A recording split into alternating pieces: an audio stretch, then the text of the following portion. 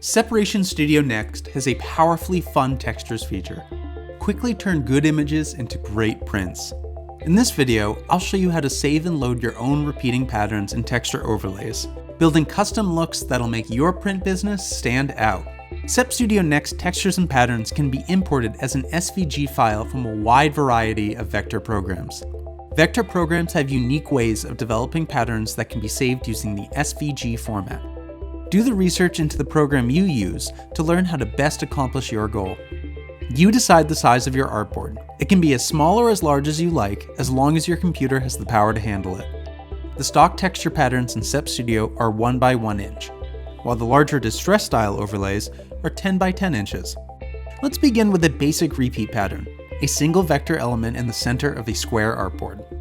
This produces a repeating image in rows spaced evenly by the amount of area between the art file and the edges of the artboard. Empty space must be transparent. Design elements of any color will be seen by Sep Studio and treated as a part of the texture. I've turned on the transparency feature to show that I'm using only 100% black design elements with no background. Next, let's look at the same image set up as a half drop pattern. It's critical to properly place the same image at the corners of the artboard while keeping an image in the center. This produces a properly aligned half drop pattern effect. There are a few tricks to lining everything up. Research how to manage this with your vector graphics program of choice. Screen printers love distress overlays. You can create them the same way as a pattern, but using a larger artboard. In most cases, the larger artboard allows the entire distress to be easily laid over an art file within Sep Studio. Or you can even scale the texture in Sep Studio. Now that we have a few files, it's time to save them for import into Sep Studio. Sep Studio will accept vector textures and patterns from most programs using the SVG format. So save or export your file as an SVG file. SVG stands for Scalable Vector Graphics. Texture names display best in Sep Studio when limited to 12 characters or less, avoiding the use of special characters. Now we're ready to print. Open an art file in Sep Studio, then open the Textures feature.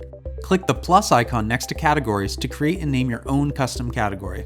You can add and organize as many categories as you like. Now that we have a new category, let's add our custom patterns.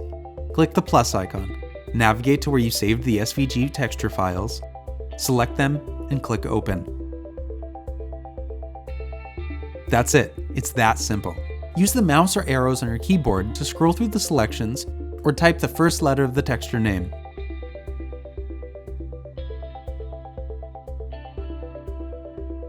Look at all the great things we can do now. Don't forget to be creative or let loose a little while having fun bringing your designs to life. Something technical to know. The textures feature knocks out portions of an image, allowing the textile to show through. It not only adds interesting effects to your print, but softens the print while saving ink. Freehand and you, together, we got this.